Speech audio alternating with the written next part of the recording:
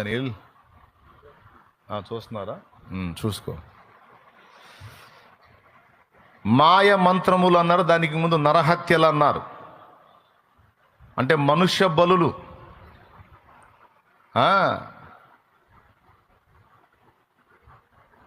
మనుష్య బలులు,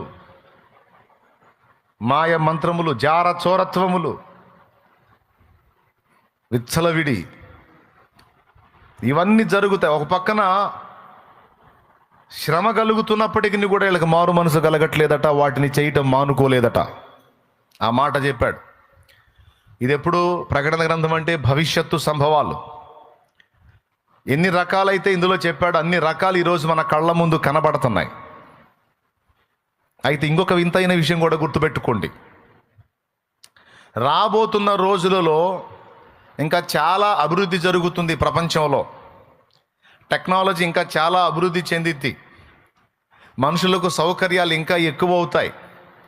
వినండి, సంపాదన కూడా ఇంకా ఎక్కువైంది. అందరికీ సంపాదన బాగా వచ్చిద్ది, అది కూడా గుర్తుపెట్టుకోండి.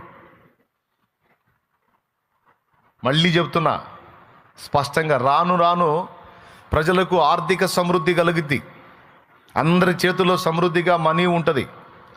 అంటే చేతుల్లో కరెన్సీ రూపంలో కాకపోయినా అకౌంట్ల రూపంలో డబ్బు వస్తుంది ప్రజలందరికీ కూడా, భూ ప్రజలందరికీ కూడా సమృద్ధి కలిగిద్ది.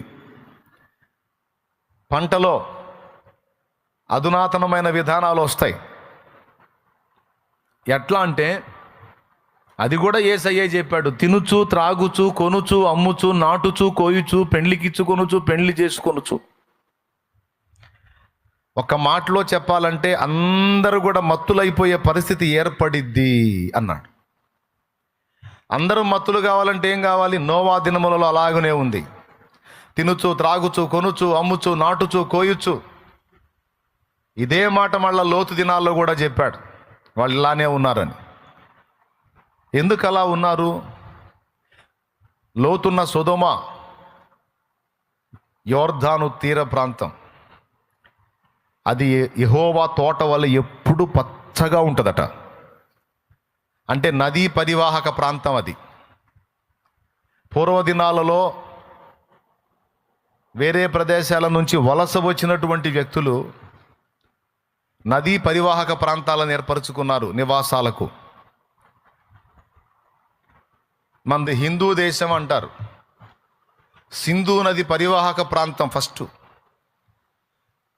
అక్కడొచ్చి నివాసాలు స్టార్ట్ చేశారు. సింధు నది పరివాహక ప్రాంతం, అందులో నివాసాలు ఏర్పాటు చేసుకొని అక్కడి నుంచి గ్రోత్ అయ్యారు.